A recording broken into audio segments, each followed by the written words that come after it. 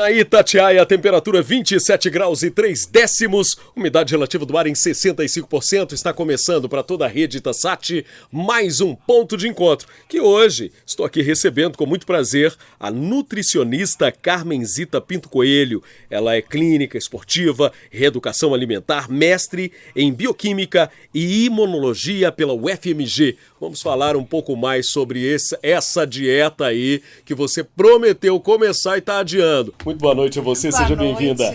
Obrigada pelo convite, Ricardo. É um prazer estar aqui. É isso aí. E você vem numa hora muito propícia porque as festas de fim de ano passaram. Sim. O verão está aí. E as promessas para esse ano que está novinho em folha começaram. Isso. Todo mundo quer ficar com o peso ideal, todo mundo quer exibir o corpo ideal para este verão. Concorda? Eu concordo. Só que eu concordo também no seguinte, eu acho que você talvez concorde também. Sim. A gente não precisa estar preparado somente para o verão, e sim para o ano inteiro, né? E o que importa não é o que aconteceu nas festas, mas entre as festas, né? Meu Deus do céu. Então você já sentiu o drama. Você já sentiu aí que nós vamos tocar ali naquele lugar que você fala, meu Deus, não tem jeito de adiar mais. Amanhã é segunda-feira. Você falou que estava disposta na semana passada. Não, na outra. E agora? Mais uma segunda, está aproximando. E a gente quer saber como é. A gente não fala mais dieta, né, doutora? Então, infelizmente ainda se fala, mas se fala de uma forma que lembra restrição, sabe, Sim. Ricardo? Toda restrição é pesada, incômoda. Principalmente porque restringe justamente aquele nutriente que dá o maior gás pra gente no dia a dia, sabe? Que assim, você fica animado, tem disposição física e mental, que é o carboidrato, coitado do carboidrato. Entendeu? Pois é. Então, tem dieta por aí que está cortando o carboidrato? Tem, doutora? infelizmente sempre teve, né? Então, assim, sobre o termo dieta, na verdade, significa um dia de alimentação. Então, você pode fazer uma abordagem assim, como é a dieta do brasileiro, como é a dieta do trabalhador, entendeu? Então, a dieta mesmo, o termo significa um dia de alimentação, tá? E não um dia sem alimentação. Exatamente, eu adorei. Mas virou sinônimo de uma dieta restritiva, de uma dieta especial, ou enfim. Só que quando a gente fala em dieta, a gente tem que pensar o seguinte: o nutricionista, que por sinal é o único profissional legalmente autorizado para fazer uma prescrição, tá? Isso é importante frisar. Ele precisa saber calcular essa dieta, né? Sim. Então é o profissional indicado para isso. No entanto, a gente tem visto, assim, não somente, né, pessoas que estão procurando por conta própria, mas outras que têm tido uma orientação muito restritiva. Então, a partir do momento que você restringe carboidratos, o que pode acontecer? Você fica mais indisposto e, o pior, gera uma compulsão posteriormente. Gente, tanta coisa. E as pessoas, a gente, ignorantemente mesmo falando, né, bem claramente, vamos falar, entende que essa dieta ela tem que retirar, cortar o mal pela raiz. Na verdade é o seguinte, Ricardo, existe um equilíbrio nutricional dentro das calorias que a gente precisa no dia a dia, Sim. tá? Onde, nesse equilíbrio, a necessidade de carboidrato cumpre com uma média de 55%. Então, você fala assim, gente, eu preciso tirar. Se a pessoa tira muito o carboidrato, ela começa a perder massa muscular. Olha. Sabe? Então, por quê? Porque ali nos músculos nós temos um estoque chamado glicogênio muscular. Esse glicogênio é uma reserva de glicose para o músculo, para ele funcionar bem, para você se movimentar, para você ter energia para o dia a dia, para os seus exercícios físicos. Sem esse carboidrato, você vai utilizar a própria proteína muscular como fonte de energia. Não importa o tanto de gordura que você tem. E aí o desgaste é maior? É maior. Porque você pode estar utilizando gordura como fonte de energia com mais rendimento no exercício se você estiver bem alimentado, se você tiver o carboidrato suficiente para esses músculos, entendeu? Agora, se você tira o carboidrato, não tem glicogênio muscular suficiente, Para continuar o exercício, tudo bem, você está queimando gordura do mesmo jeito, porém, você está utilizando o músculo como fonte de energia. E aí a pessoa perde peso rápido, porque ela fica achando que está sendo vantagem, mas não. Porque uma das funções do glicogênio muscular, que é o carboidrato que você estaria comendo para estocar no músculo, é a hidratação. Cada molécula de glicogênio no músculo tem 3 de água. Então, aquela perda rápida que você tem numa dieta restritiva inicialmente, é desidratação. É desidratação e não é aquele resultado. Não é aquele resultado bacana de perder só gordura sem perder massa muscular. E porque ainda por cima tem isso, tem a perda de massa muscular. Olha só. Olha, eu quero direcionar a pergunta aqui aos nossos ouvintes. E você já vai mandar aqui para mim. Eu estou esperando no 99996 7074. Eu quero saber primeiro como é que está essa alimentação aí. Como é que está a sua alimentação? Você tem abusado ou você tem tomado os devidos cuidados, né? Porque a gente é aquilo que a frase diz, a gente é, de fato, aquilo que a gente come, não é? Tem essa frase aí, sim. Um chavão, ela é verdadeira? De certa forma, sim, porque nós temos 2 fatores importantes, né? Nós temos aí a genética, ok, sim. Mas a genética, ela pode ser alterada de certa forma. Algumas características que você teria, por exemplo, um determinado tipo de doença, você fala, bom, eu já tenho isso na família, significa que eu vou ter de todo jeito. Vamos dar um exemplo aqui um pouco mais drástico, mas que é frequente, que é o câncer, né? O câncer, pode ser que na sua família tenha muitos casos, mas você decide levar uma vida melhor do que a sua família. Você fala, eu vou evitar produtos muito industrializados, eu vou evitar o consumo de álcool, não vou fumar, vou fazer exercício, vou reduzir ao máximo as carnes vermelhas, porque ela tem relação com câncer de intestino, não vou comer embutidos e vou comer bastante vegetais, verduras, legumes, frutas. Então, você vai ter uma propensão menor a desenvolver o seu problema genético familiar, entendeu? A mesma coisa um diabetes. Se você tem uma inflamação celular importante, porque você come muita gordura saturada, né, as carnes, ou você come muitos industrializados e fast foods em excesso e refrigerantes, por exemplo, então se acaba atiçando, fazendo com que aqueles genes relacionados tanto ao diabetes, doenças cardiovasculares, ao câncer, possam evoluir, infelizmente. Mas com a alimentação adequada e exercícios, claro, você tem como melhorar isso. Então você é o que come, sim, nesse ponto. Você pode controlar positivamente a sua genética, se você come melhor.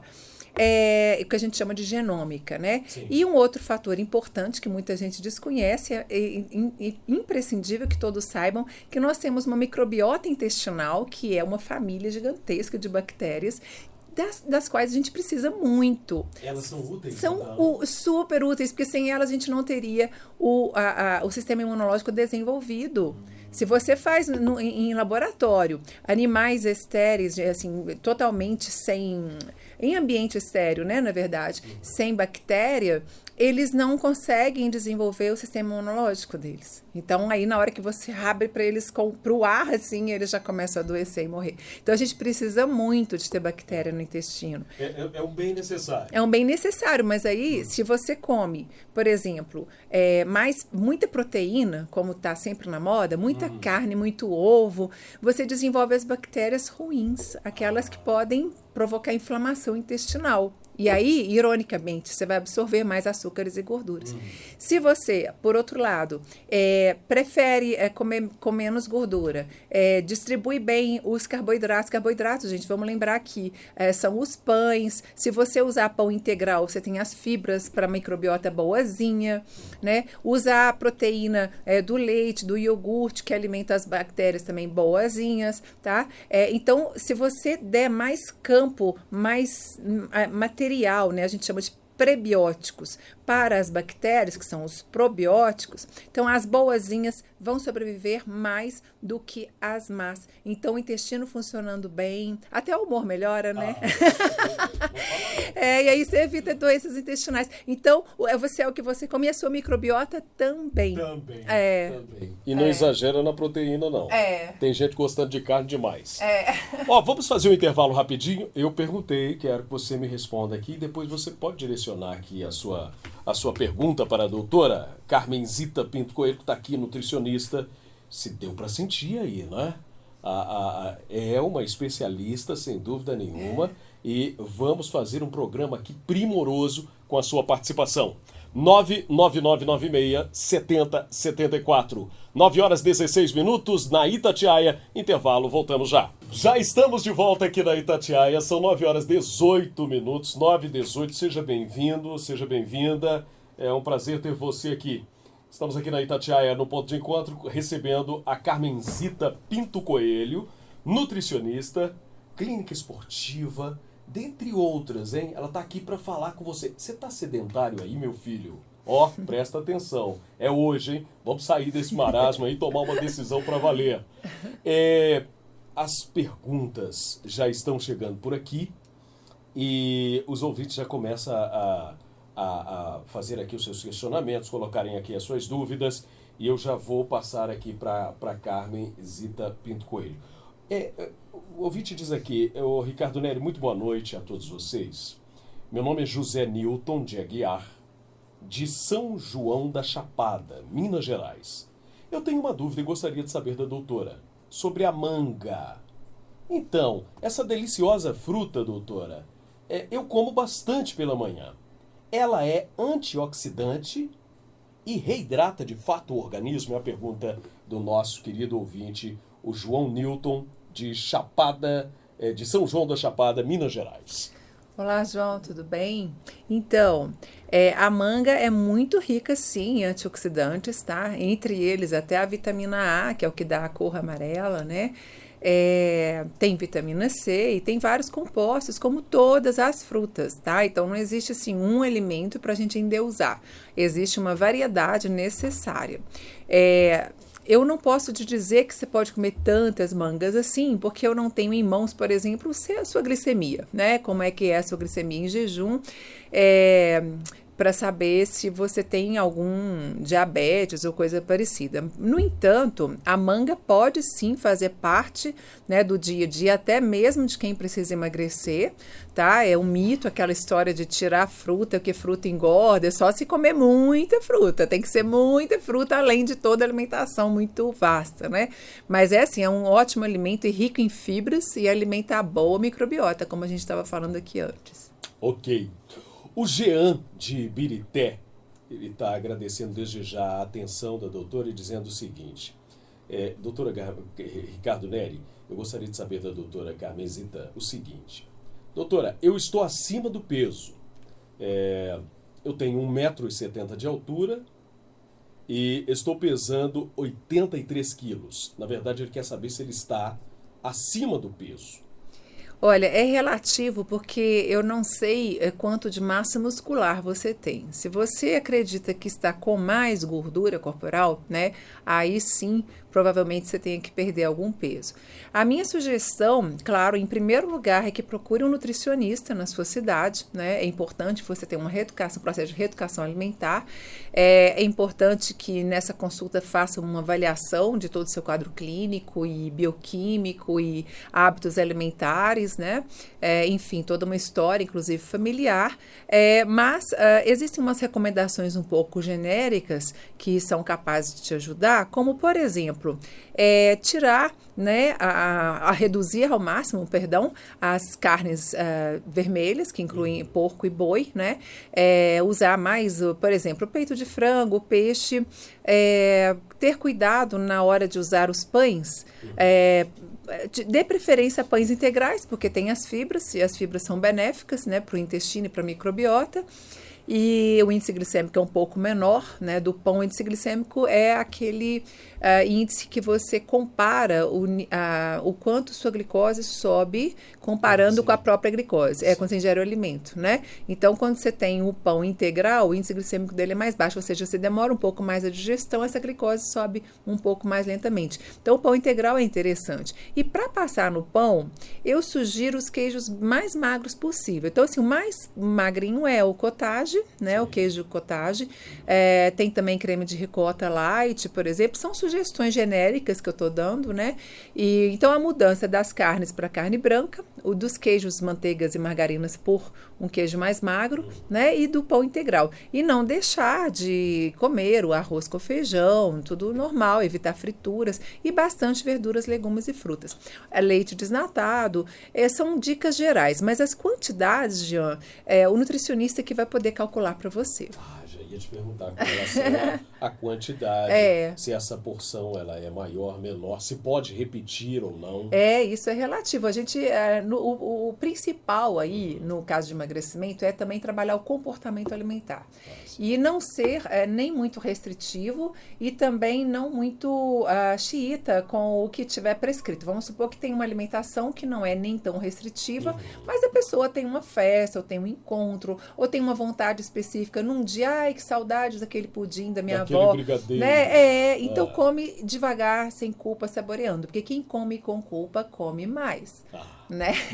Então, não é para levar uma vida assim, mas lembra que quanto mais saudável, né, a sua alimentação, obviamente você também. Olha, dessa você não sabia. Quem come com culpa come vorazmente e come mais. E quem come saboreando, obviamente, vai saborear e come menos.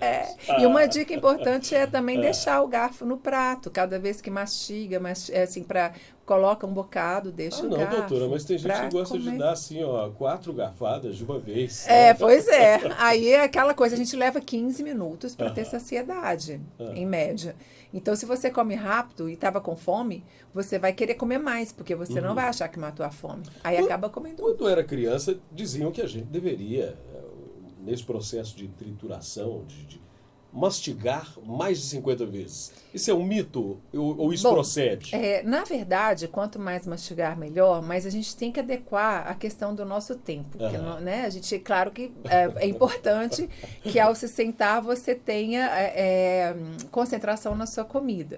Mas lembrando que a gente, realmente o tempo da gente é mais restrito. Então, não precisa mastigar 50 vezes. Eu vou sugerir o seguinte, mastiga até sentir que esse alimento está bem emulsificado pela saliva, porque a saliva já tem enzimas para digestão, inclusive do carboidrato. Então tem que estar mastigado, macerado, né, para facilitar a digestão da proteína no estômago, por exemplo, e já ensalivado para facilitar a digestão do carboidrato, tá? Então essa mastigação, quanto mais, melhor. Existe um ditado chinês que fala, né, beba seu alimento e mastigue sua bebida. Olha. Então tem a ver com isso, demora ali na boca, né? Então, em relação ao comportamento, na hora da refeição, não come em pé, não, sabe? Põe num pratinho, vovó senta. Dizia que descia pras pernas. Pois é. Vamos acreditar na vovó. Não é? Que aí a gente vai fazer o que tem que fazer, né? Então, sentar. E outra coisa, gente, larga o celular, pelo amor de Deus. Doutora, sabe? E as pessoas estão comendo na cama. Pois é, então, sabe, não é dessa forma. Então, tem uma mesa que você vai sentar, vai pôr o seu joguinho americano, é um ritual, é importante. Eu como no restaurante, ok, não olha celular, come, você tem 30 minutos, vai mastigar, vai ficar olhando as pessoas, vai ficar, entendeu? Ou conversando com alguém, mas sem ficar esbaforido. Então, essa questão do comportamento alimentar é fundamental. Mesmo que você fale, hoje eu vou chutar o balde, vou comer não sei o quê. Você vai comer uma coisa bem diferente do que você imagina que é saudável. Mas mesmo assim, faça um ritual, senta ali, mastiga aquilo devagar, saboreia. Às vezes por exemplo, um vinho, a pessoa adora vinho, mas se você toma 3, 4 copos, você já começa a perder o paladar para aquilo, né?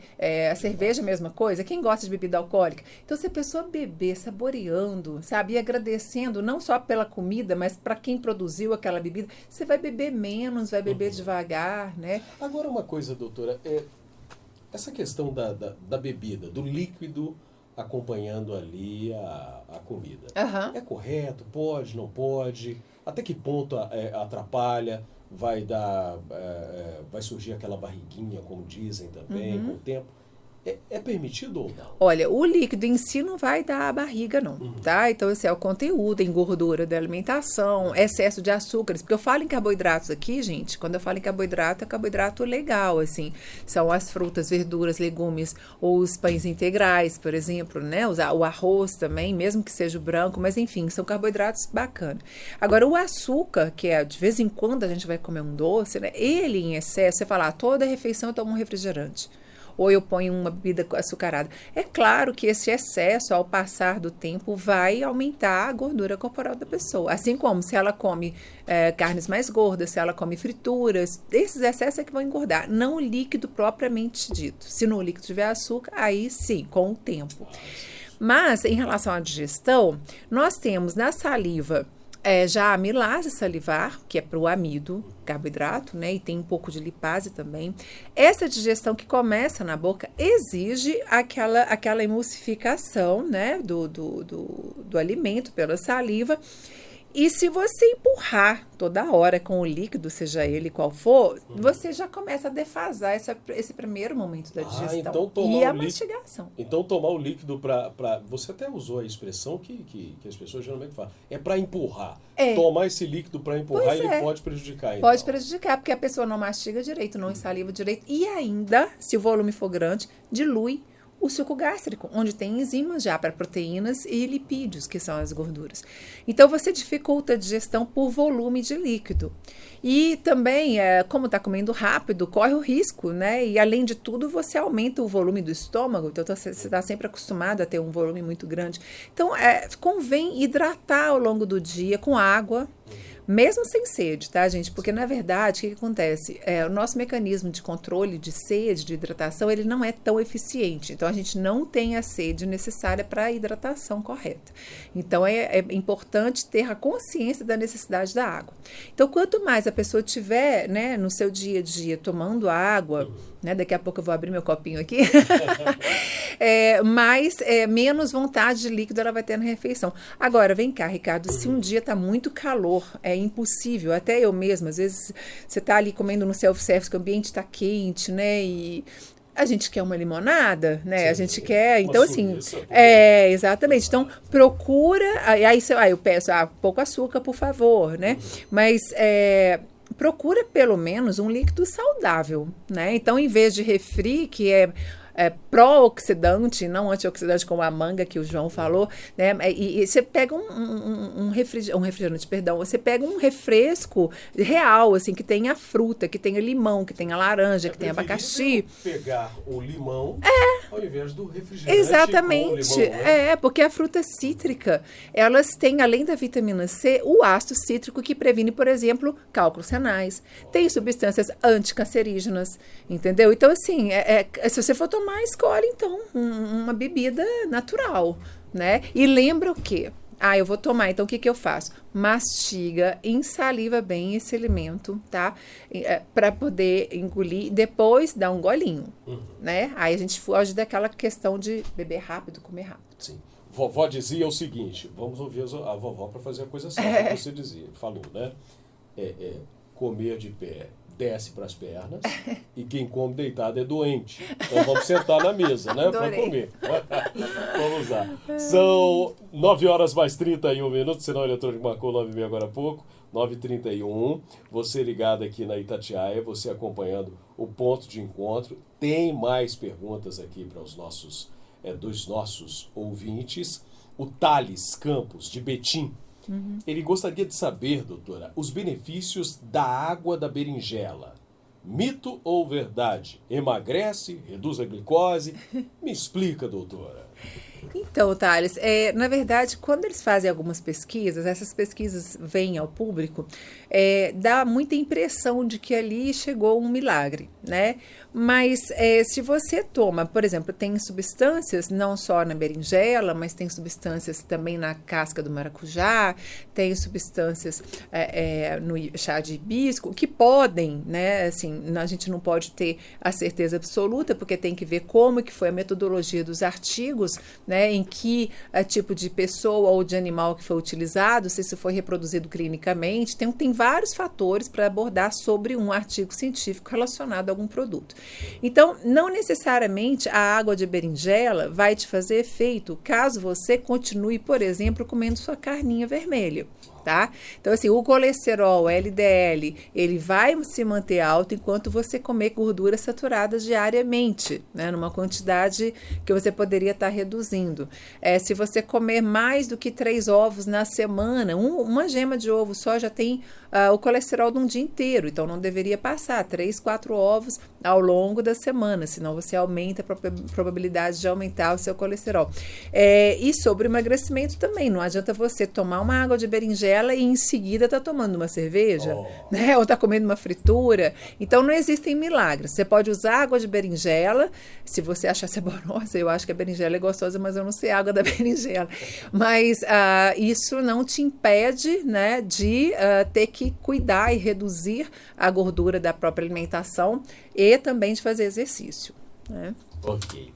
Vamos fazer um intervalo? Vamos fazer um intervalo agora. Já voltamos com você. Você continua mandando aqui a sua mensagem.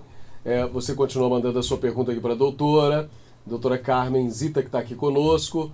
E daqui a pouco vamos responder ao Inácio de Loyola. Fique ligado aí com a gente. Já estamos de volta no Ponto de Encontro e você conosco aqui na Rádio de Minas. Muito obrigado a você que está chegando agora e que já está aqui mandando também a sua mensagem no 99996-7074. Aqui conosco, Carmen Zita Pinto Coelho, nutricionista, clínica esportiva,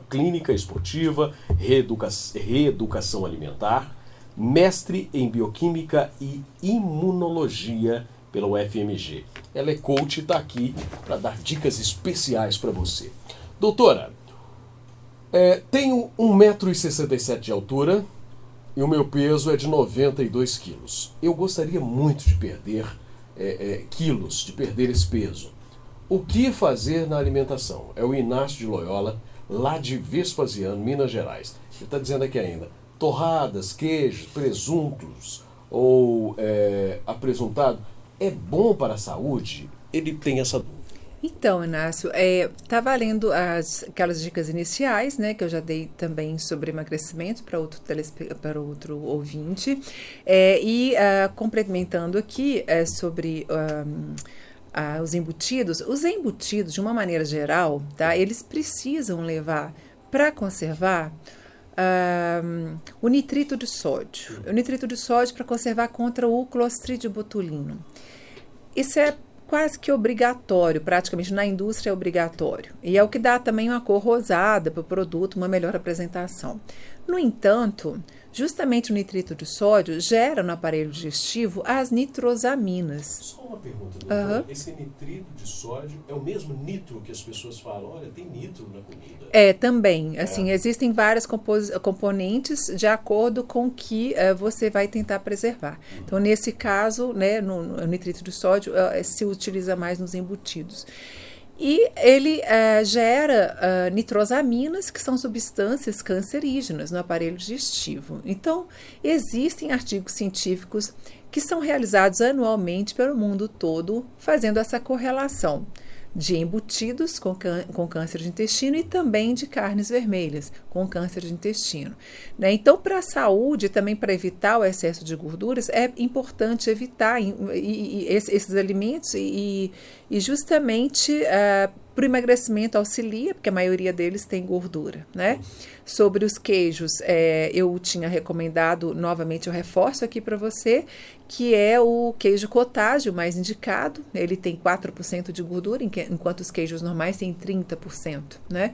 E evitar margarinas, manteigas em excesso, né? Ou evitar que seja diariamente. E substituir as carnes vermelhas por brancas, como no início eu falei também.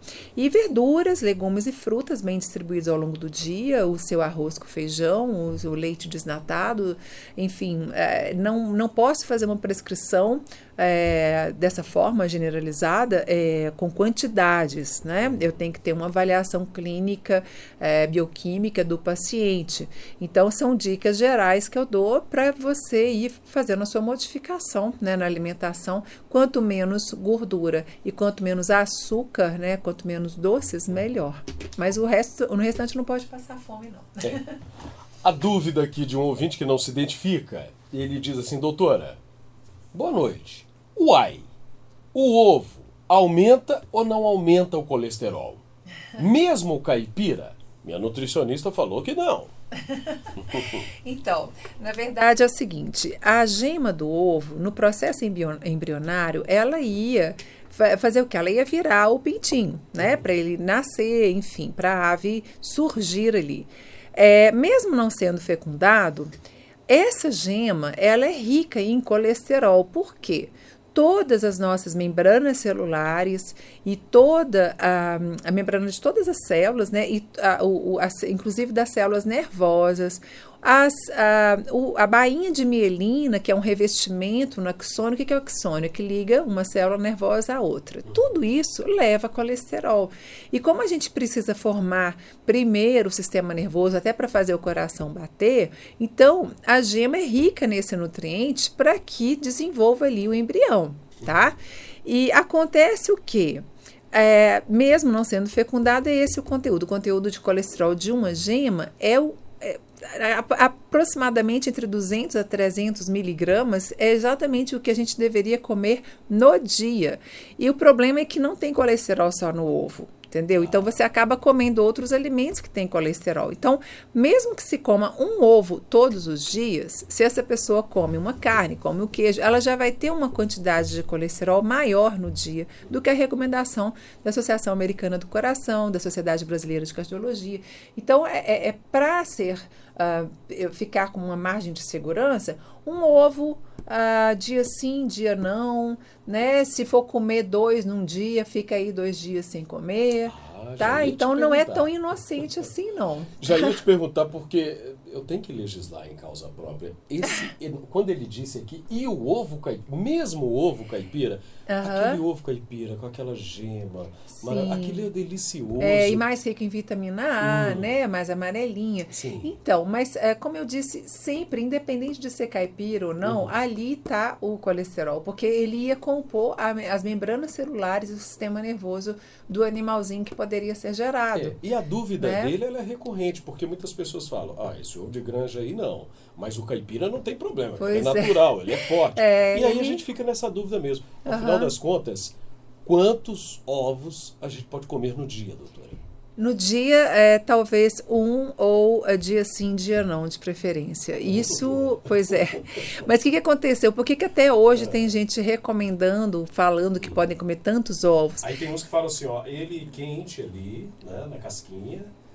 Não, mas a gema tá ali do mesmo jeito, esse colesterol não vai evaporar, você vai comer ele. A gema crua, a gema cozida, ele vai estar ali.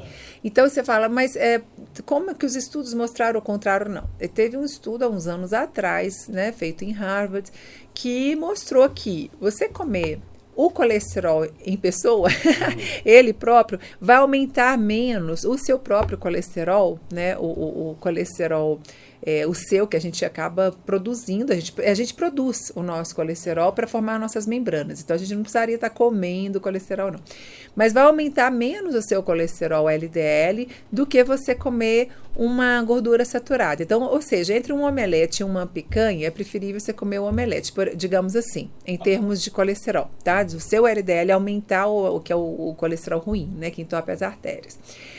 No entanto, esse estudo não falou que poderia comer tantos ovos à vontade, né? Algumas pessoas podem comer e ter a sorte de não aumentar, porque os argumentos de quem recomenda tantos ovos é de que se você está comendo muito colesterol, seu corpo vai bloquear a produção, mas isso não acontece com todo mundo.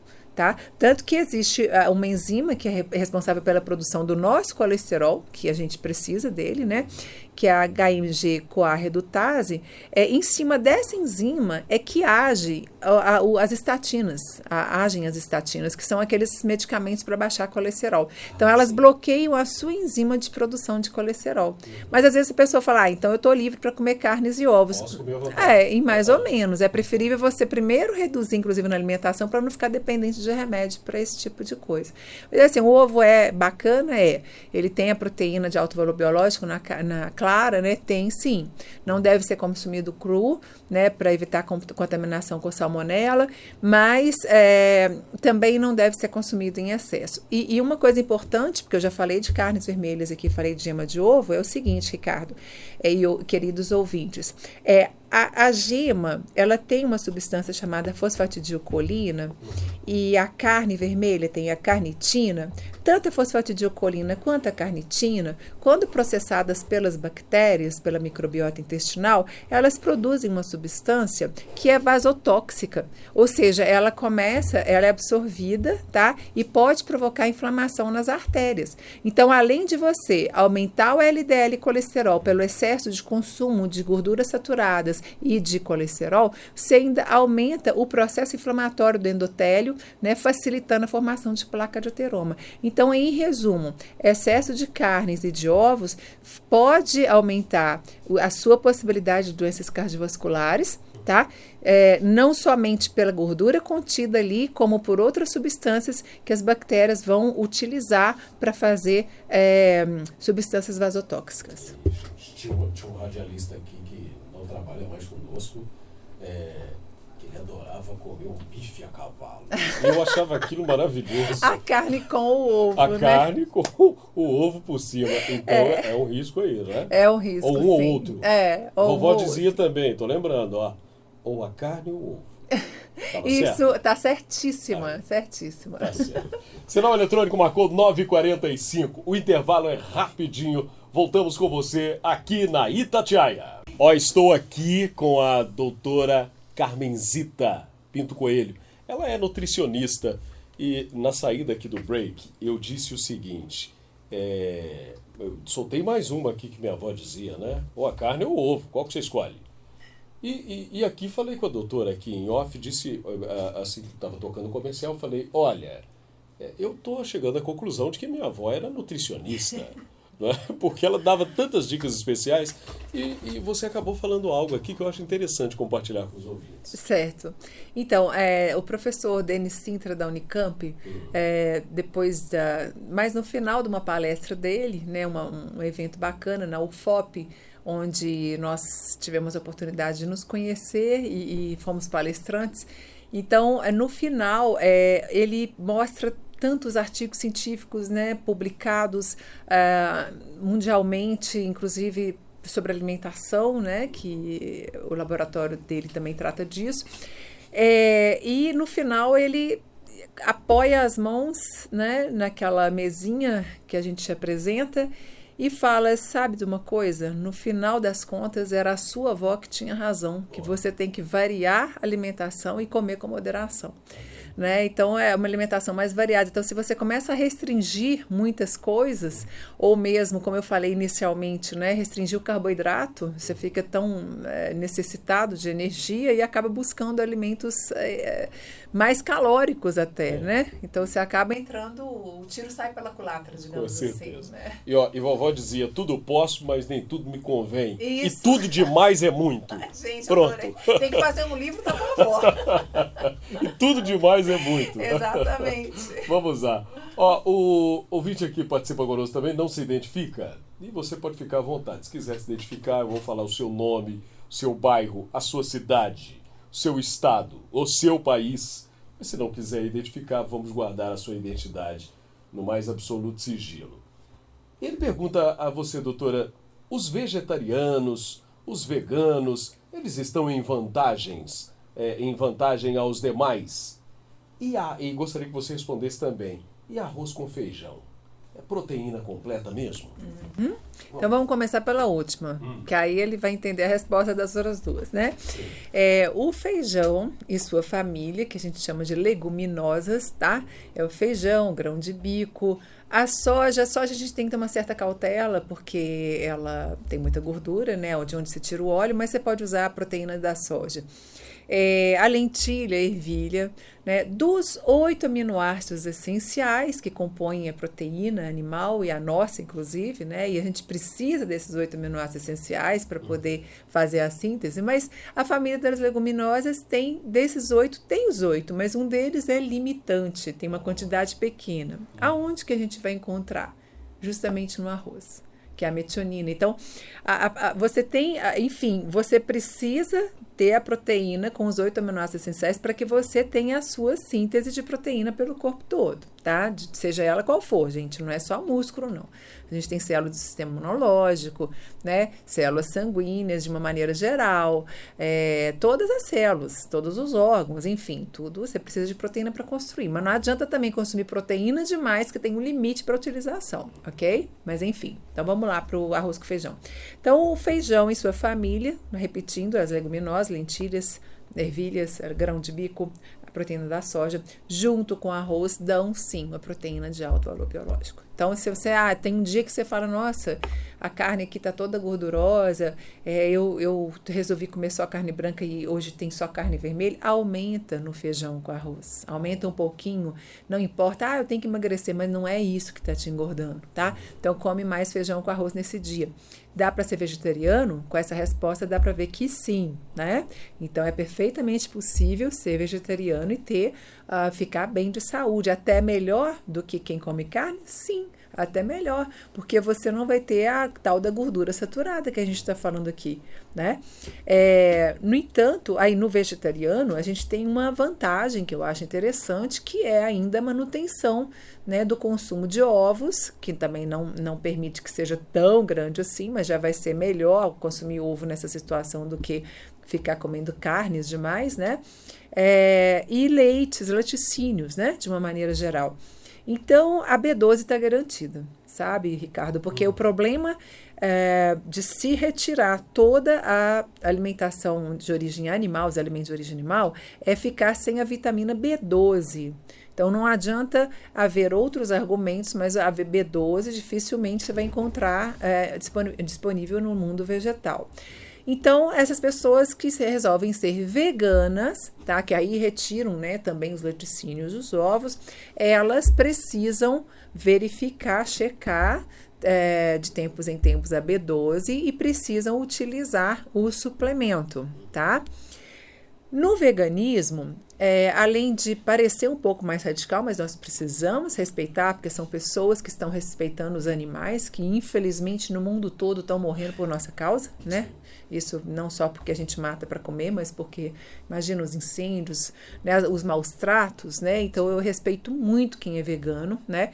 Mas ele vai ter que ter um cuidado dobrado, né? Inclusive por causa de B12 e também da proteína, porque no caso do vegetariano, ele ainda tem uma proteína de alto valor biológico que vem do leite, do iogurte, do ovo também, né? Mas o vegano a gente tem que insistir um pouco mais com esse uso das leguminosas, do arroz e tudo, mas ele terá uma alimentação mais cara, tá, Nery, do que o vegetariano. Porque as substituições que ele vai fazer, a suplementação que ele vai ter que fazer, com certeza vai encarecer a alimentação dele. Então, ele tem que pensar em tudo, porque não dá para fazer, simplesmente não vou comer alimentos de origem animal. Não, vai ter que ter um balanceamento, senão você não vai ficar bem de saúde. Maravilha. Tá? Agora, você falou aqui do arroz e feijão, essa combinação perfeita, né? Esse poderoso, essa poderosa dupla, vamos dizer assim. Isso. E bem brasileira. E bem brasileira, e bem mineira, né? Uhum. A gente come arroz e feijão, quando cansa, come feijão com arroz e por aí vai.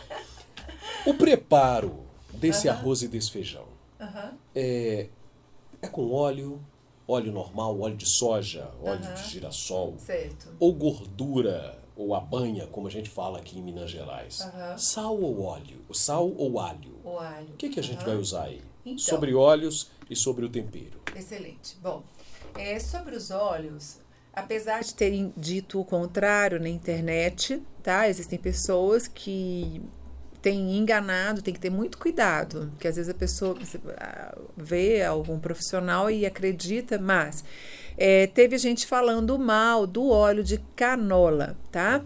O óleo de canola, em composição de ácidos graxos, que são os componentes das gorduras, né? Ele é o melhor, tá? O óleo de canola é rico, inclusive, em ômega 9, que é o mesmo do azeite. E ele ainda tem um pouco de ômega 3. Então, a canola ela é uma planta criada a partir da couza, que é uma planta nativa do Canadá. E essa planta, ela inicialmente, ela tinha um tal de ácido irúcico que realmente era o tóxico. Então, a planta foi modificada porque os componentes dela em ácidos graxos eram muito bons. Então, foi modificada para poder ter a canola e assim a gente poder consumir, tá? Inclusive, ela é aprovada pelo FDA, que é um órgão americano, para usar nas fórmulas infantis, sabe? Então, o óleo de canola, ok, é o melhor. Aí você fala, mas e por que não o óleo de soja? Bom, no dia a dia, a gente já está consumindo óleo de soja. Onde você for comer fora, vai ser o óleo de soja, tá? Em primeiro lugar, a gente não tem como fugir, tá? Segundo lugar, lembrar que mais de 90% da soja no Brasil é transgênica, né? Do milho também, tá? E em terceiro lugar, soja, milho e girassol são muito ricos em ômega 6, que é um ácido graxo, um componente da gordura, mais pró-inflamatório, tá? Então, assim, é preferível você usar o canola, porque ele tem mais ômega 9 e ômega 3 um pouquinho, que são 2 ácidos graxos anti-inflamatórios, cada um num mecanismo diferente, tá? Já sobre a banha, ela é 45% saturada, é aquela gordura que entope a artéria, que aumenta LDL. E sabe o que mais? O de coco, que o pessoal estava achando, eu nem chamo aquilo de óleo, eu chamo de gordura, né? Banha de coco. A gordura de coco é mais de 90% saturada. Opa, então peraí, vamos fazer aqui esse ranking. Eu tô falando que estava na moda. Pra gente entender esse ranking e derrubar aí esse modismo e esses mitos. Qual é a que tá a melhor? O melhor é o óleo de canola. Os piores. Sim. E depois? Então, o pior de depois todos, o menos pior. Vamos lá. O menos pior, tá bom. Então, assim, óleo de canola e azeite caminham juntos, vamos dizer assim. Tem aquela questão do superaquecimento, que o azeite superaquece. Não, o ômega 9, que é o ácido oleico, componente aí do azeite e do óleo de canola, por incrível que pareça, as pesquisas mostram que ele resiste bem ao fogo e ao calor. O que a gente recomenda é, de qualquer forma, que não se use, não se faça frituras, né? Fritura é uma coisa que você come de vez em quando, mas assim, se você for fazer, ainda assim, o óleo de canola é mais resistente. O que é isso? É aquele ponto que você atinge o ponto de queima mais rápido ou mais lentamente. O ômega 9 atinge mais lentamente. Por outro lado, por exemplo, a manteiga atinge o ponto de queima rápido. O que é o ponto de queima? É quando você degrada essa gordura. Ela passa a gerar a acroleína, que é uma substância tóxica e cancerígena. Então, quem come fritura com frequência também corre esse risco. Da mesma forma, quem come churrasco com frequência, porque além das coisas que eu falei relacionadas à própria proteína da carne, quando está em excesso, né, ou quando tem a gordura saturada, você tem a queima. A queima, seja da gordura, no caso formando a acroleína, seja da proteína formando alguns benzenos, seja do carboidrato, qualquer coisa queimada pode ser cancerígena. Isso inclui o óleo, tá? Então, aí voltando para o óleo... Vamos lá. Primeiro... Canola. Isso. Aí o azeite, ele tem os mesmos componentes, só que ele é mais caro, né? E para preservar melhor os nutrientes, eu sugiro que use na salada. Mas tudo, gente, com moderação, porque cada grama de gordura, seja ela qual for, tem 9 calorias. Então não dá para você falar, oba, azeite é saudável, então eu vou encher minha comida. Não, você vai também engordar se comer excesso, tá? E claro, a gente tem que saber lidar, porque no dia a dia muitas vezes a gente come fora e provavelmente o óleo utilizado nos restaurantes pelo preço é o óleo de soja. Justamente por isso, é melhor que em casa você tenha o melhor, né? Então, já que esses óleos, o óleo de soja, milho e girassol, são ricos em ômega 6, e o ômega 6 também pode causar inflamação celular, é interessante combater isso usando mais o peixe, não frito, mas o peixe é rico em ômega 3, usando cápsula de ômega 3 também, porque o ômega 3, o que acontece? Ele é anti-inflamatório e ele compete pelas mesmas enzimas lá no metabolismo que o ômega 6, então ele acaba ganhando essa parada, digamos assim, tá? Então, de ômega 3, o mais rico seria, fora o óleo de peixe, é o óleo de linhaça, né? O óleo de peixe não dá para cozinhar, geralmente ele está em cápsula. O de linhaça é muito caro, né? É muito caro, então já que o ômega 9 também é anti-inflamatório, embora por mecanismo diferente, a gente recomenda o óleo de canola. Passando por aí, você tem um aumento da gordura saturada, que seria na manteiga, na banha, no óleo de coco, né? E esse excesso de gordura saturada, ele não só pode provocar inflamação nas artérias, né? Aumentando o colesterol, como também até no cérebro, tá? A gordura saturada diminui o apetite, aumenta o apetite, perdão. Ok. Nós vamos voltar com esse assunto. Nós vamos dar um breve espaço aqui, porque o Alan Passos está chegando para atualizar as informações. O sinal eletrônico marcou 10 horas em Belo Horizonte. Já estamos de volta aqui na Itatiaia, junto com você e muito bem informados, não é? O Alan chegou aqui, contou tudo, e a gente segue aqui agora com o nosso ponto de encontro. Já mandou a sua mensagem aqui pra gente? Ainda não? Manda aqui, a doutora Carmenzita está esperando.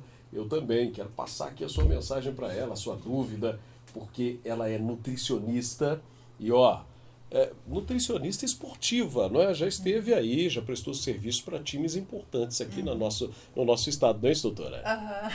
Eu tive a honra de trabalhar em 97 pro Cruzeiro, né, para desgosto do meu pai, que é atleticano, digamos assim, né, porque nós temos essa rivalidade naturalmente, né, mas foi um ano glorioso, né, onde eu tive muita abertura. Eu fui indicada pelo fisiologista Emerson Silame. Nós trabalhamos lá com o técnico Paulo Tuori, né? Então foi uma época bem interessante. Eu mesma tenho a tacinha da Libertadores dessa época.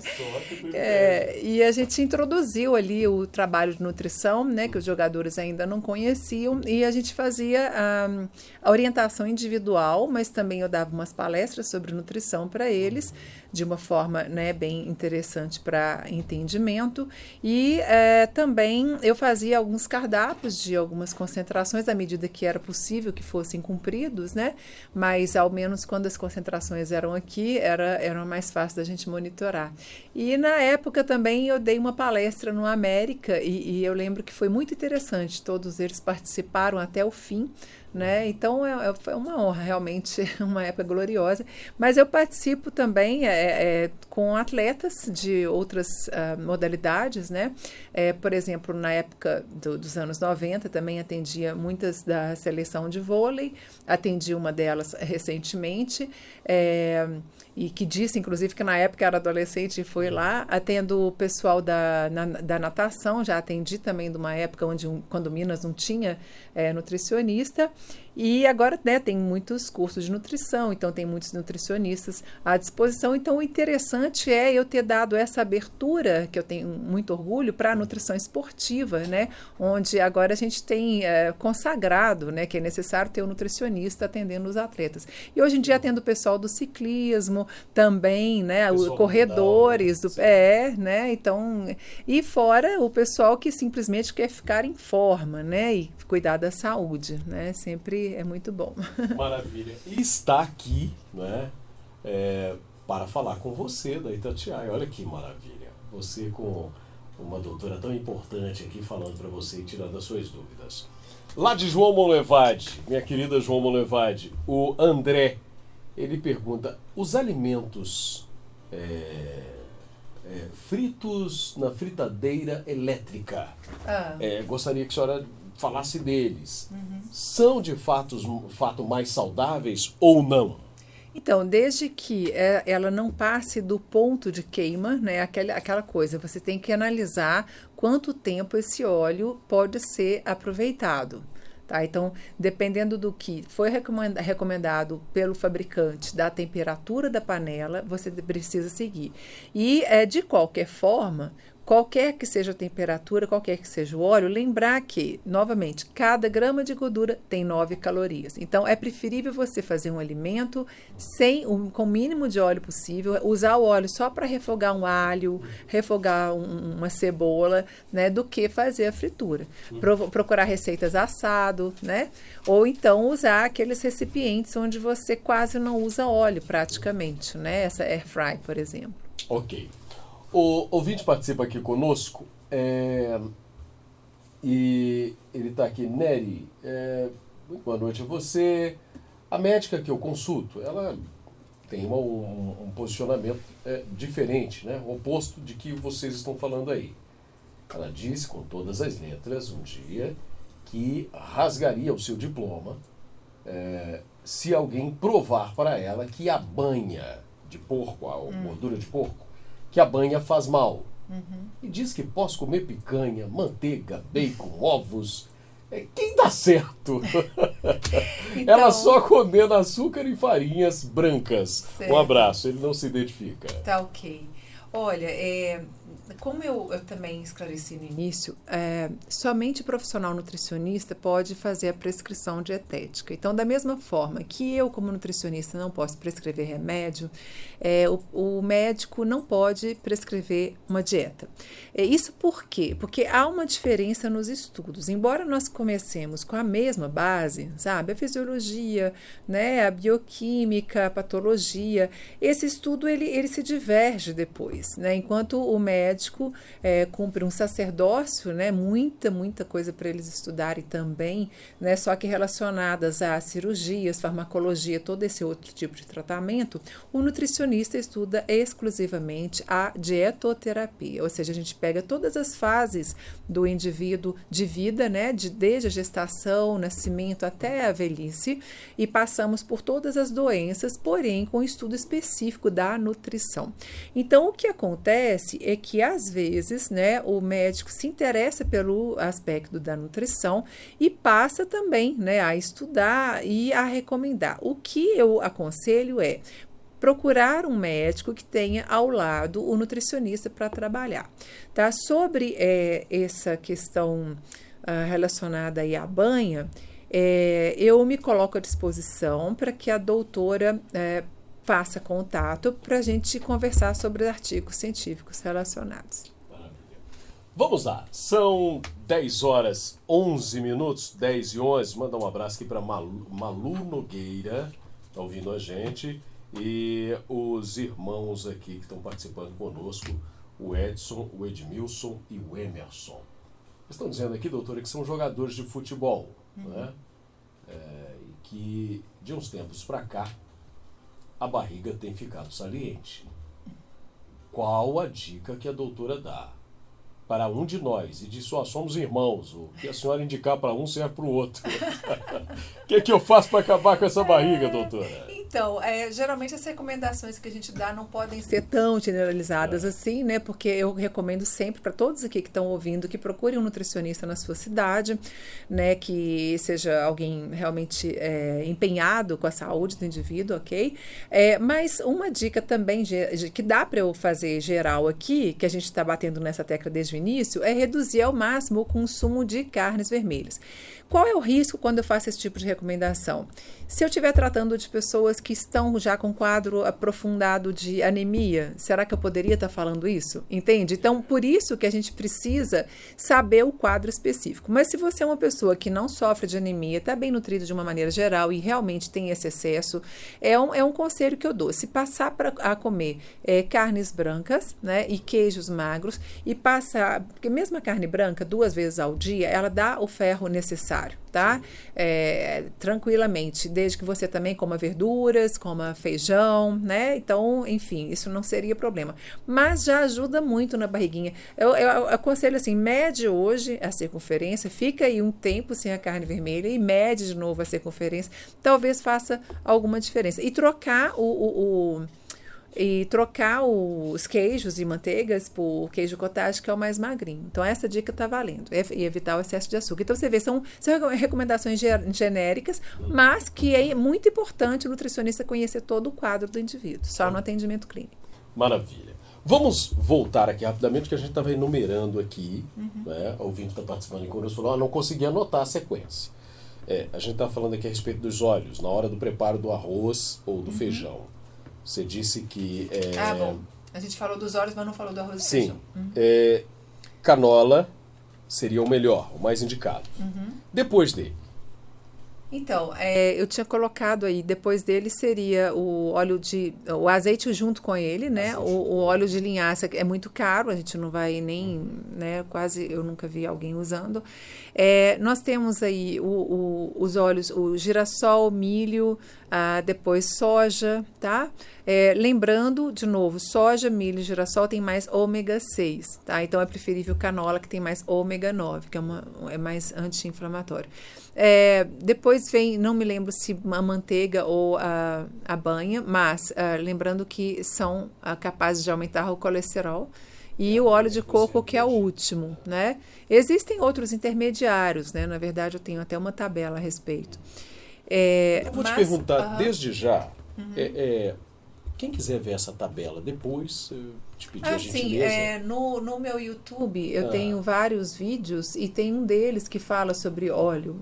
Pode fazer, por exemplo, Carmen Zita separado, Nutrir Consciência e buscar óleo, tá? Então provavelmente vai aparecer o vídeo, tá? Tem muita coisa. Carmen Zita separado, Nutrir Consciência junto. Ok, consciência. Esse é o canal do YouTube. Maravilha. E dá vários vídeos também, onde as pessoas podem assistir, seguir lá o seu canal, né? Isso. Acionar o sininho, que ele fala, né? Para poder se inscrever. As notificações. E voltando ao arroz com feijão, o feijão pode ser feito na panela de pressão. Por exemplo, eu costumo fazer 1 quilo, né? E coloco 4 dedos ou mais de água acima, né? Para fazer cumprir aquele tempo. Depois que começa a pitar, são 15 minutos, eu deixo 20 minutos para garantir e espero esfriar. Eu costumo, eu recomendo, né? Para esse quilo, eu coloco uma colher de sal, pronto, já para ficar salgado. E na hora de fazer o feijão, se quiser, refoga um pouquinho de alho, né? Tanto o alho quanto a cebola são muito bons, são muito ricos em anticancerígenos, em substâncias boas para o coração, tá? Então refoga, mas não pode deixar queimar, né? Refoga ali no óleo de canola um pouquinho de alho para a porção de feijão do dia. Esse feijão, o feijão cozido, né? Antes de refogar, ele pode ser congelado, coloca em potes e põe no congelador para ficar mais fácil. Não perde. Tá? É uma maneira fácil de você fazer e já ter feijão por um tempo. E o arroz, ele não deve ficar na geladeira pronto por mais de 3 dias, porque há um perigo de contaminação. Então, mesmo no freezer? Não, no freezer tudo bem, mas eu digo assim, deixar na geladeira que você quer aproveitar 2, 3 dias, né? Até 3 dias. E eu recomendo arroz integral, mas eu pessoalmente costumo esperar a água ferver, jogo o arroz, eu não refogo o arroz. Eu ia te perguntar isso. Não fritar, não refogar o arroz de forma se a pessoa quiser refogar, porque eu quero um pouco de cebola e tal, usa o mínimo de óleo possível, não faz aquele arroz brilhando, não. Porque o carboidrato é importante, mas excesso de gordura também não é legal, né? Entendi. Então, de preferência, cozinhar esse arroz, e evitar ficar mexendo, porque senão aí forma uma papa, né? Então põe a água, deixa ela ferver e coloca o arroz proporcional ali, né? E se tiver começando a secar e o grão ainda tá duro, coloca mais água e tudo bem. Aí ele não vai ficar, põe só o sal, né? Outra coisa sobre hipertensão, que eu ainda vejo gente usando sal na salada, gente, pelo amor de Deus, o sal, inclusive já foi proibido que os restaurantes tivessem sal, você pode até denunciar se tiver sal na mesa, tá? Você pode pedir, mas não pode ter na mesa. Por quê? Porque o sódio ele é responsável pela hipertensão, que é uma doença que mata muito também, né? Então, mata muito. E a pessoa a gente já tem o sal na comida, concorda? Já foi feito com sal. Então, para que vai pôr sal na salada? Um dos equilíbrios que a salada vai te dar, fora as vitaminas, sais minerais, fibras, é justamente o potássio, para equilibrar com esse sódio da comida. Aí você vai aqui, tem sódio, você põe sódio aqui também. Então, é um risco usar tanto sal. E tem o sal light, para quem já tem hipertensão, além de evitar pôr sal, e mesmo para prevenir, né? É bom usar um sal com 50% de sódio. Ok. Rapidinho, a Silvânia do Nova Pampulha, ela está dizendo aqui, estou evitando carboidratos durante a semana, mas gostaria de saber da doutora Carmen Zita, se posso comer todos os dias omelete somente de claras dos ovos. Então, em primeiro lugar, você não deveria evitar o carboidrato, né? Sem carboidrato, você não tem glicogênio muscular. Sem glicogênio muscular, você fica mais fraca e você gera também uma certa compulsão depois, além de perder massa muscular. Você fala, mas eu como proteína. Ok, se você come proteína e não tem carboidrato, o que vai acontecer? O músculo continua sendo desgastado. Você não vai ter o depósito de glicogênio, que é o carboidrato no músculo, né? A síntese, perdão. Você também não vai ter a síntese de proteína muscular. Você vai estar sempre gastando. Por quê?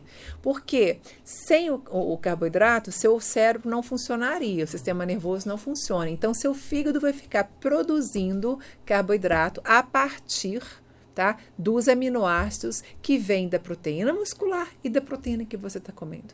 Então, assim, ficar sem carboidrato é uma fria, tá? Então, além de você perder músculo, ficar flácida, ficar fraca, vai ficar mal-humorada, vai render mal cognitivamente, ou seja, o aprendizado, a memória, e depois, uma hora, vai ter uma compulsão, e com menos massa muscular, vai acontecer o quê? Vai aumentar a gordura. Então, assim, ficar sem carboidrato não é uma boa. Quando você fala compulsão, ela vai ter de uma hora para outra...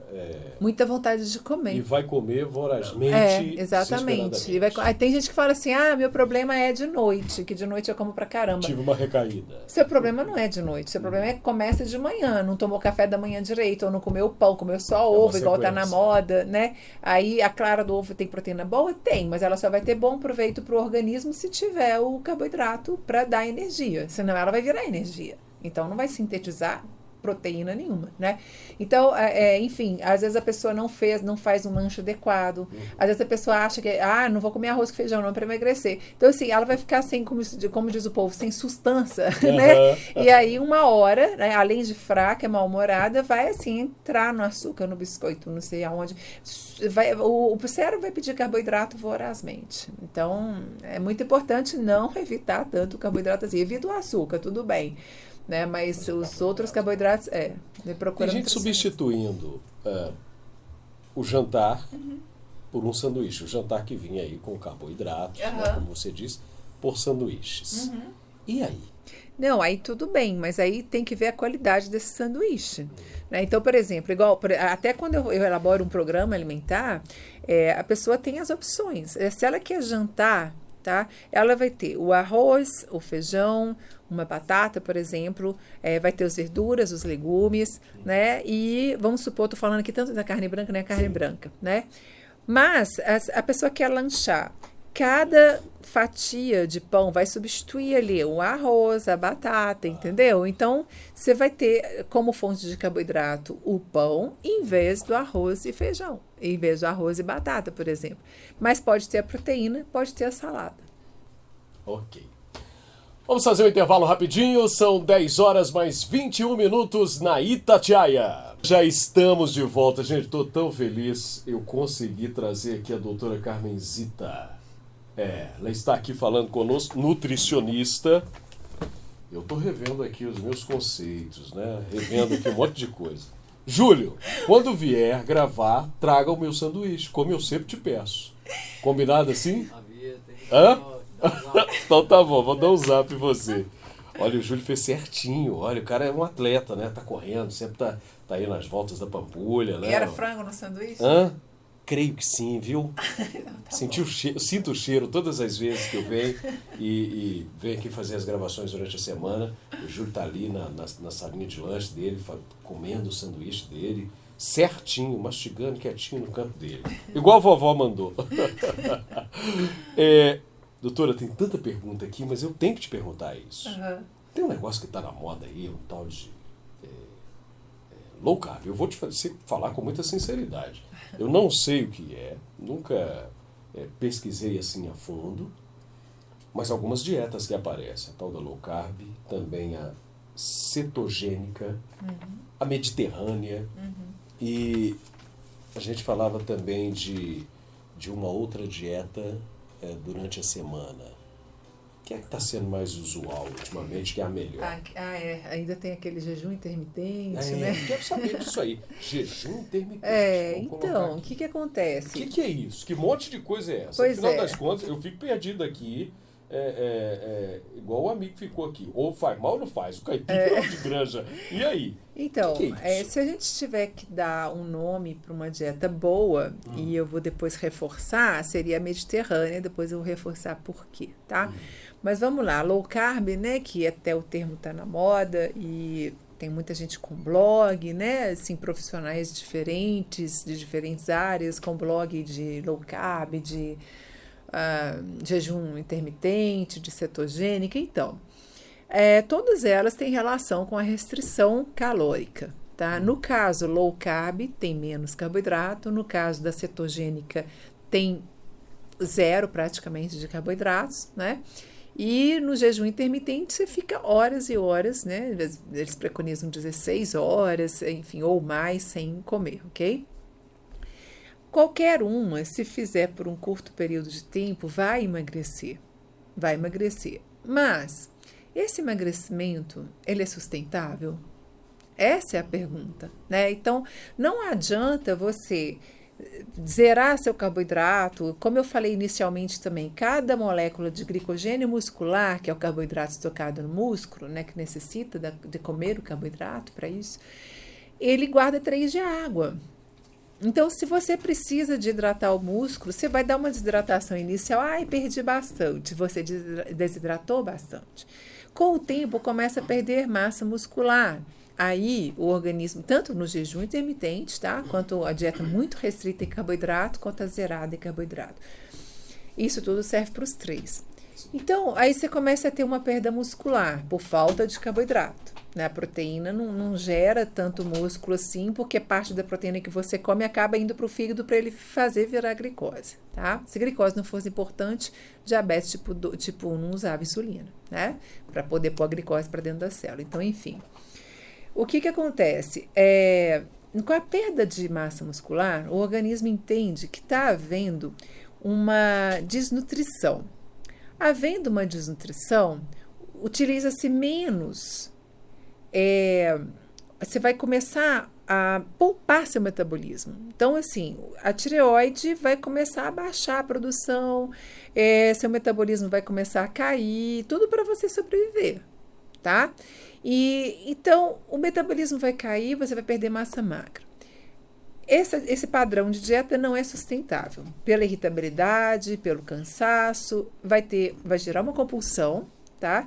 Então, o organismo vai te fazer de uma hora para outra, você vai começar a comer mais e vai falar, eu não sei, não consigo fazer dieta. Traz uma frustração enorme, porque não consegue fazer a dieta, porque ela não é sustentável, tá? Então, a perda de massa muscular é desvantagem. Tirar carboidrato provoca isso. Então, o que se deve fazer? Como eu falei, procurar um profissional, né, um nutricionista que vai saber calcular uma média de 55% de carboidrato nessa alimentação, que vai ficar bem distribuída e o valor calórico total, que vai estar reduzido em relação ao peso corporal atual, é o que vai proporcionar ao emagrecimento. Só que a pessoa precisa ter um carboidrato mínimo necessário para que ela se sinta bem no dia a dia dela, para que ela tenha disposição física e mental, ela não pode parar a vida dela. E ela tem que ter também flexibilidade. Então, eu trabalho muito nesse tripé. A alimentação tem que ser sustentável, aquela coisa que você consegue levar para a vida, tem que ser viável, tanto nutricionalmente, né? Assim, vai viajar, você sabe o que você pode pegar, mais ou menos parecido, né? E viável também economicamente, né? Sim, claro. E precisa ser flexível. Ninguém vai ficar assim, então eu vou levar uma marmita para um casamento. Não, gente. Você vai, sabe, você até se alimenta um pouco antes para não chegar lá e ficar correndo atrás do garçom. Né? No entanto, você comendo antes, você seleciona melhor, mas você vai comer. Você não vai comer tudo que você vê, mas você vai ter moderação, né? Então, colocando um quarto pé aí, a moderação, né? E já, por que eu reservei aqui do ladinho a dieta mediterrânea, né? A dieta mediterrânea é a que tem os melhores padrões, porque ela preconiza carnes brancas, principalmente peixes, né? Ela preconiza um óleo mais voltado ou azeite ou mesmo óleo de canola, que tem o ômega 9, grãos integrais, verduras, legumes. Então, tá toda dentro daquele padrão que a gente fala aqui. Aí tem gente que fala, mas a gente é brasileiro, não tem o mar Mediterrâneo. Ok, Mesmo assim, se você vir os padrões, né, de bioquímicos, fisiológicos, de quem faz uma dieta mais voltada para os padrões mediterrâneos, vai estar melhor, provavelmente, do que quem faz uma dieta com feijoada. Então, assim, tem coisa que tem que ser respeitada, porque é a sua cultura. Mas se a sua saúde não está ficando bem com aquela sua cultura, deixa para de vez em quando, né? Você fala, eu adoro uma carninha, mas meu colesterol está alto. Ok, você não quer zerar? Deixa para aquele dia no mês que você vai encontrar os amigos, e coma com moderação, coma devagar para saborear. Você vai acabar comendo um pedaço pequeno e vai ficar feliz. Mas não no dia a dia, por exemplo, né? Verduras e legumes, sim, como tem vitaminas, sais minerais, fibras, potássio, né, incluindo nos minerais, e fitoquímicos anticancerígenos, aí sim, gente, a variedade recomendada de vegetais, verduras e frutas é de 9 tipos ao dia, e a gente quase não cumpre isso. Então, assim, se você comer 5 tipos, já está ótimo. Não é de cada, não, entendeu? Você pega os 3, verdura, legumes e frutas, 9 tipos. Então, quanto mais variado, melhor. Essa é a recomendação geral. Maravilha. Doutora Carmenzita, eu estou aqui pensando e como eu estou me lembrando aqui da minha avó, né? Que além de ter uma mão abençoada, era dona de pensão, ela educava a gente.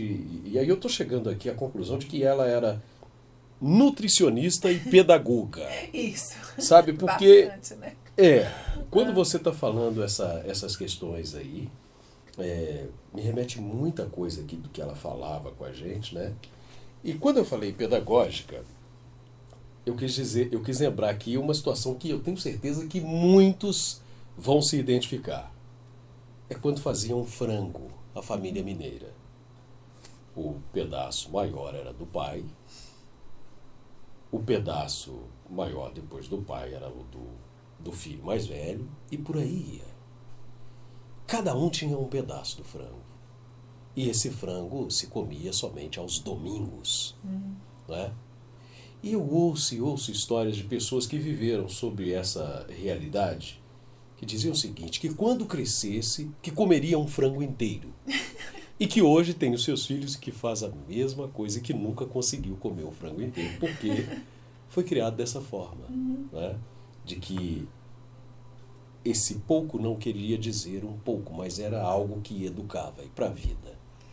Ressignificando a maneira de olhar para essa comida. E com tudo que você disse aqui, é justamente isso que eu pensei. Precisamos ressignificar isso.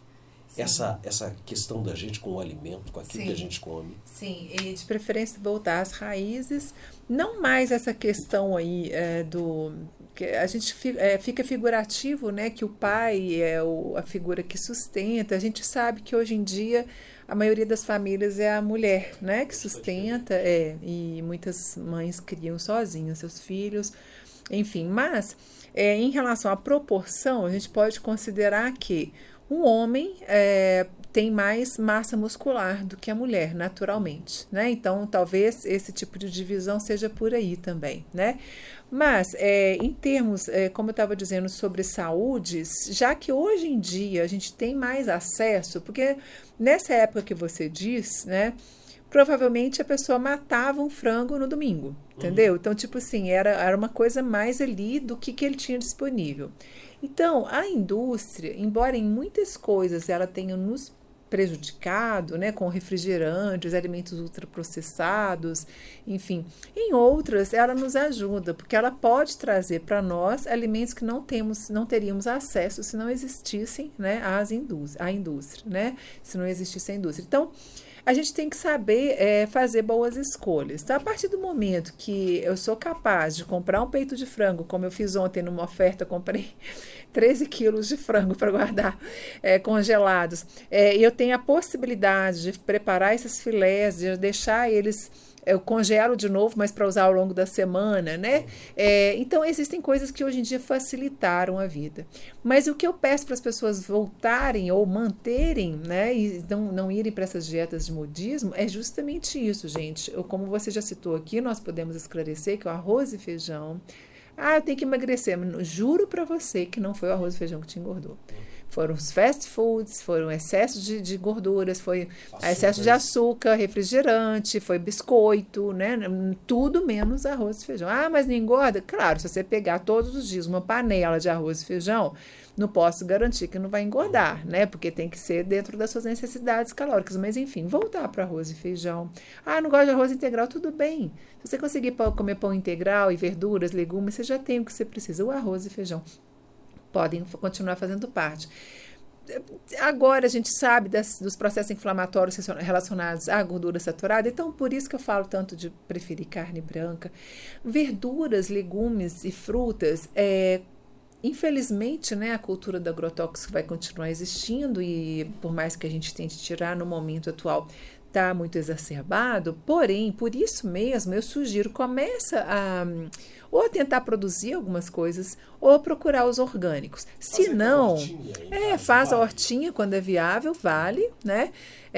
Mas também, eu não tenho isso e acho caro. Ok, usa técnicas como, por exemplo, deixar de molho no bicarbonato e depois deixar de molho no vinagre, né? Então, assim, procura na internet, tem muita coisa disponível. Gotinhas ali de água sanitária. Isso, é necessário também para desinfecção e já tem umas gotinhas que vêm prontas, diluídas na quantidade certa do hipoclorito.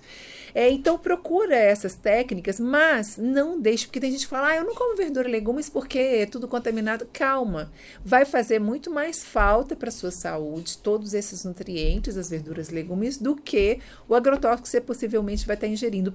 Vamos contar que existe a possibilidade não só de algumas coisas você adquirir orgânico, como também de fazer uma higienização. Então, não pode ficar sem verduras, legumes e frutas, tá?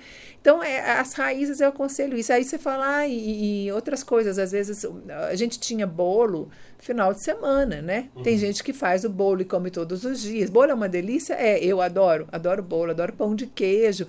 Mas pão de queijo e bolo tem muita gordura naquela massa, então não é uma coisa para todos os dias, pão né? De queijo é para todos os dias? Não. Falando um bom mas assim, vai depender, né? Assim, porque às vezes a gente pode pegar uma pessoa que eu tô atendendo pessoalmente, essa pessoa fala, se você tirar meu pão de queijo todo dia, eu não vou vir mais em você. Tudo bem. Então, vamos calcular o restante, contar que você vai fazer o exercício, né? Mas é justamente porque é tão saboroso, né? Tem gordura e tal, mas é muito saboroso. O bolo também, que é legal você deixar para uma vez na semana, e você vai comer com mais prazer até, né? Mas tem gente que fala assim, doutora, mas o mundo já está difícil demais, comer a minha alegria, né? Comer o que me resta. Né? E aí? Não, mas aí morrer cedo também ninguém quer. Né? Então vamos pensar em qualidade de vida. Viva mais. Né? Pois aí você começa a ter um problema hepático, um problema renal, um problema cardiovascular, porque está comendo demais, que quer ter esse prazer, será? Né? Então, assim, vamos comer bem, fazer exercício, que também é prazeroso, né? E aí, faz parte. E se você deixar uma coisa, nossa, isso eu não deveria, porque tem muito sal, ou porque tem muito açúcar, deixa para de vez em quando, então, né?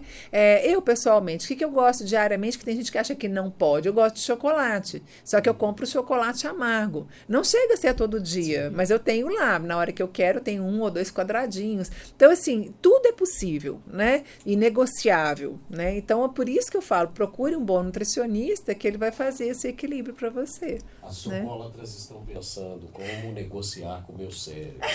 Como comer um quadradinho só, se a minha vontade é comer a caixa inteira, o tablete inteiro. Mas eu vou até responder isso, pode? Por favor. Se a pessoa tiver em restrição alimentar, quando ela comer, ela não vai resistir, realmente, né? E a gente tem que lembrar que existem transtornos também alimentares. Mas se ela está sempre bem alimentada, ela tem as 3 a 5 frutas ao longo do dia, ela tem um intervalo de 3 a 4 horas no máximo para comer, ela come o arroz bonitinho, ela come, né, verduras, legumes, pão integral. Então, assim, ela tá tranquila com a alimentação, não tá passando fome. Na hora que comer o chocolate, com certeza, assim, 1, 2, e aqui, é para comer saboreando, porque é um alimento dos deuses. Então, esse é para deixar derreter, lamber os dedos, tá? Chocolate é muito bom. Muito bom. Nós vamos ao intervalo, rapidinho, vamos voltar e respondendo algumas perguntas aqui. E eu vou perguntar para ela sobre esse negócio de transtorno alimentar de adulto e das crianças. São 10h41 na Itatiaia. Doutora Carmenzita, ouvinte está aqui nos parabenizando. Ricardo Neri, parabéns pelo conteúdo do programa de hoje, com esta fantástica doutora. Ela Obrigada. acabou de falar sobre o sal com menos sódio, né? Falou aqui da questão do sal, da vida com menos sódio. Você poderia perguntar para ela, por gentileza, sobre essa questão do sal rosa? Ele de fato é bom? Um abraço, amigo. É o Antônio Mourão que lhe pergunta, doutora. Oi, Antônio. Olha só, obrigada aí, tá? Pelo elogio. O sal rosa, ele é 98% sódio, ele não tem muita diferença do sal normal. Quando eu falei em sal light, estou recomendando um que é 50% sódio. E esse rosa dele, se não for uma coloração falsificada, se forem realmente os minerais, né, do Himalaia, como se diz, não são minerais que são bem processados pelo corpo. Eles são minerais que o seu corpo não consegue processar, então os rins correm risco. Então, eu não, além do preço, né, o sal do Himalaia, então, até o momento, eu não recomendo que se use o sal rosa. Ok. Tem inclusive no seu canal, tem um vídeo a respeito do Sim, sal, né? tem o IGTV, tá? Então, eu posso dar aqui meu Instagram? Por favor. O Instagram é Carmenzita, no Instagram, Carmenzita é junto, tá? Diferente do YouTube. Ponto Nutrir Consciência, junto também, tá? Vamos repetir, tá? Vamos lá. O ouvinte participa aqui lá de Mário Campos, o Renato pergunta, e a pipoca, doutora? É de panela, de micro-ondas? Como é que eu faço minha pipoquinha?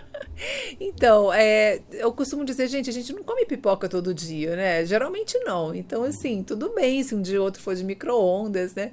Até tem as opções com menos sódio, né? Mas se há uma frequência, a recomendação é que essa pipoca entre, como ela é milho, é carboidrato, né? Que ela entre no lugar de um pão da noite ou do arroz e feijão, né? Que não é a melhor substituição, mas digamos em calorias, para quem está preocupado, né? Às vezes você vai no cinema e tudo bem, né?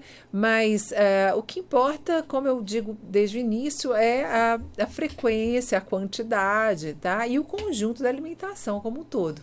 Né? Vale ter prazer com a pipoca, mas se está sendo todos os dias, aí sim. Então, vamos cuidar para fazer a pipoca com o milho no micro-ondas, com a vasilha e com água. Você fura aí o plástico, aquela fita filme, né? Então, vocês vão localizar esse tipo de receita na internet, se for com frequência, né? Mas não é um alimento para de vez em quando, sem problemas. Doutora, mais uma vez os ouvintes estão perguntando aqui, né? O Edmilson pergunta, antigamente as pessoas viviam mais, comiam banha, comiam carnes gordurosas, feijão com peles de porco, né? E viviam mais. Hoje as pessoas comem esse óleo aí e morrem mais rápido. A pergunta dele é justamente a mesma pergunta do Júnior, de Bocaiúva. Ao final das contas, a gordura da barriga do porco é saudável ou não? Ela provoca essa longevidade aqui? Pergunta o Edmilson.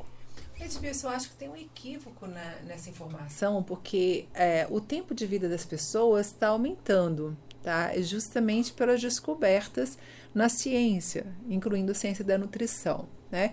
Então, você talvez, eu não sei que população que você está dizendo, mas a população que vive mais, que é mais centenária, que é a população japonesa, eles têm hábitos de vida muito saudáveis, e não é o consumo de carne de porco, né? Ao contrário, eles usam mais peixe, mais vegetais, né?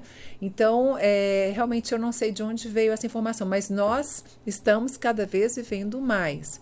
O que pode acontecer com a próxima geração, as nossas crianças e adolescentes que estão comendo mais industrializados, né? E biscoitos e fast foods, é que isso regrida um pouco, porque essas pessoas vão ter mais hipertensão, mais obesidade, né? A obesidade, sim, ela está aumentando e suas consequências podem aumentar. Mas, de uma forma geral, até o ponto em que a gente não estava aumentando tanto a nossa obesidade, de uns 10 anos para cá, o tempo de vida aumentou.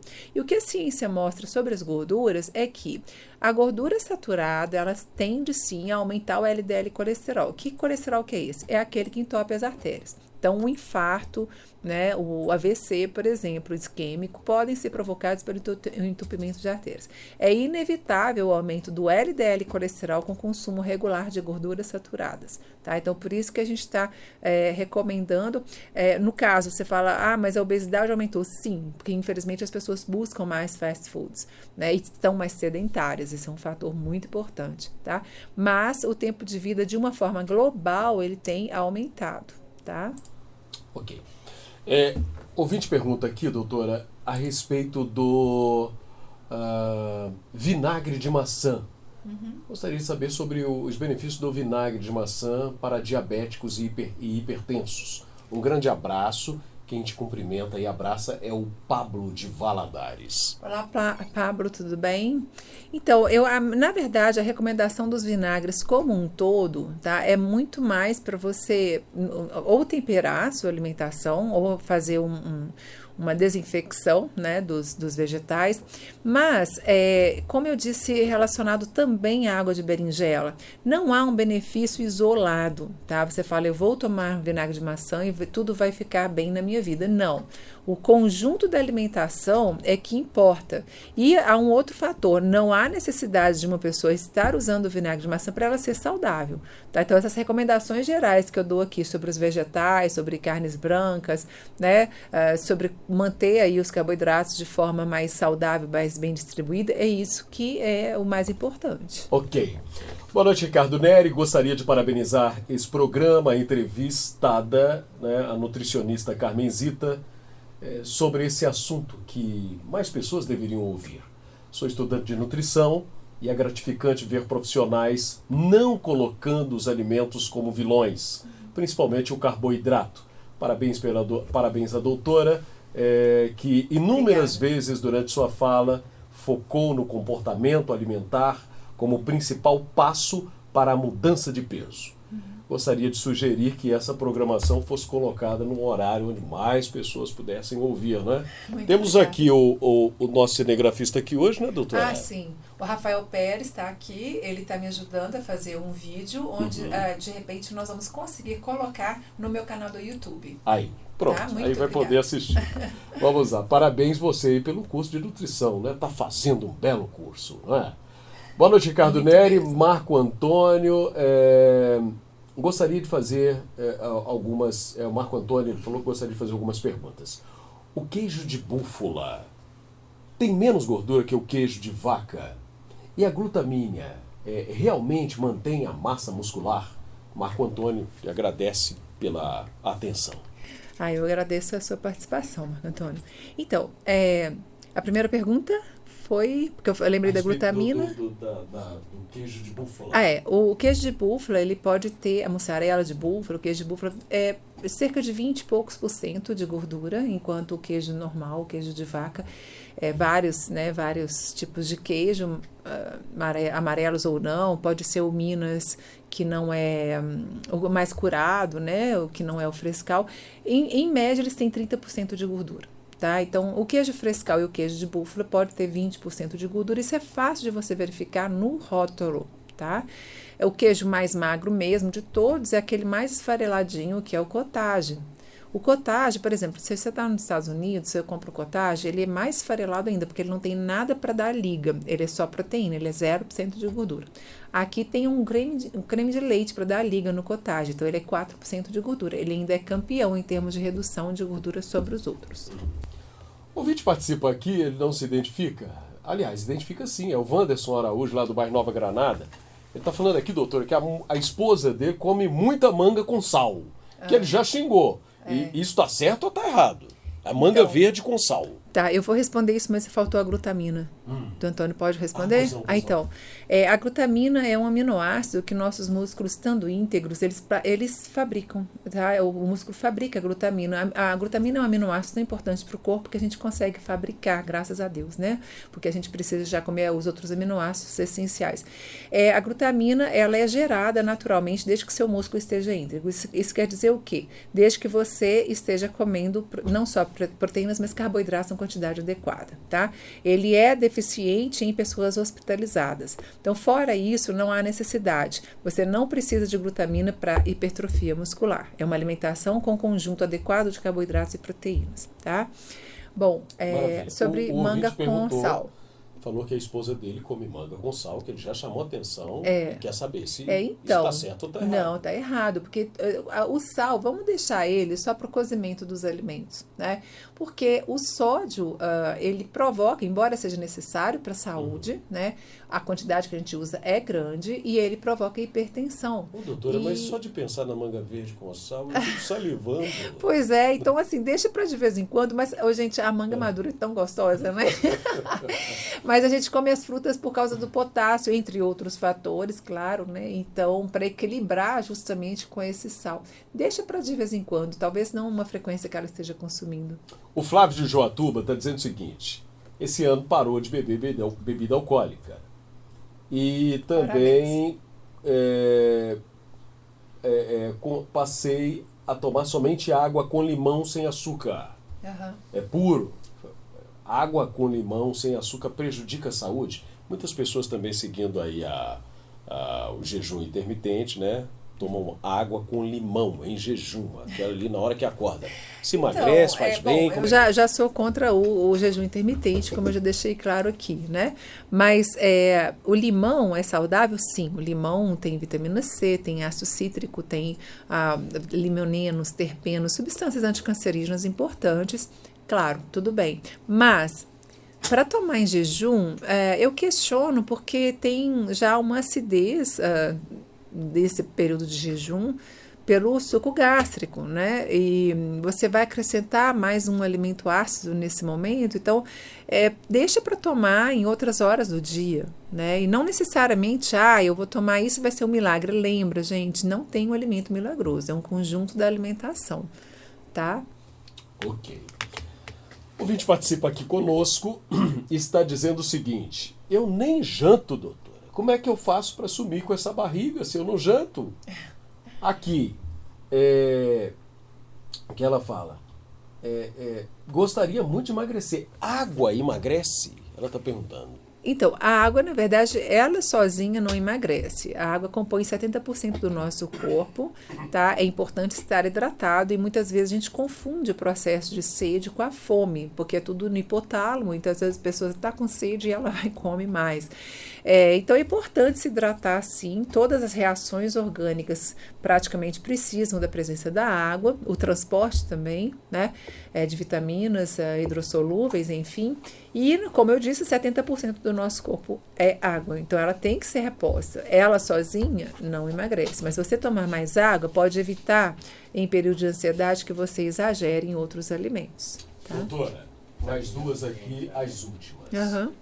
O amigo que participa aqui conosco falou que está gostando muito do programa, está parabenizando, é o José Carlos Rodrigues das Neves, da cidade de Montes Claros. Ele está dizendo: quem tem diabetes tipo 2 pode comer arroz e tomar cerveja? É a pergunta dele. Uhum. E a outra doutora Carmen, o whey é fundamental para o emagrecimento? Ela está perguntando aqui, a Camila do Ouro Preto. E o outro está dizendo aqui ainda, falei duas, agora três. Tabagismo atrapalha quando a gente vai se alimentar, as vitaminas? Está dizendo aqui. Sim, sim. Começando pelo último, daí você repete o conteúdo das outras. O tabagismo, ele prejudica em absolutamente tudo. Você tem mais de 4.000 substâncias que provocam radicais livres, enfim. Atrapalha o apetite, inclusive, né? Mas, enfim, gera câncer, doenças cardiovasculares. É interessante fazer um trabalho para diminuir. Sobre o whey. O whey protein é um suplemento que, quando você tem uma necessidade de proteína a mais na dieta, o que é muito difícil, porque quando a gente calcula bem, a gente chega facilmente a 2 gramas de proteína por quilo de peso, que é o adequado, o máximo adequado. O whey protein não é necessário, e muito menos para emagrecer. Em alguns casos a gente pode utilizar, mas é uma avaliação individual. Tá certo. Doutora, o seu WhatsApp, forma de contato para que as pessoas façam contato com você? Então, podem comentar lá fazer comentários nas minhas postagens, tá? Tanto no Instagram quanto no YouTube. Então, eu vou receber a notificação desses comentários. Aí, de preferência, os que eu mais uso, tá? A minha página do Facebook, não o perfil, mas a página, que é Carmenzita, Reeducação Alimentar e Nutrição Esportiva, tá? Eu posso responder comentários ali, podem fazer as minhas postagens e também através do Instagram, são os canais mais fáceis de eu fazer as respostas, né? carmenzita.nutrirconsciência. Okay. Tá? Muito obrigado pela presença, eu que espero agradeço recebê-lo aqui o convite, novamente. Se Deus quiser. Tá certo. Obrigada. Um grande abraço.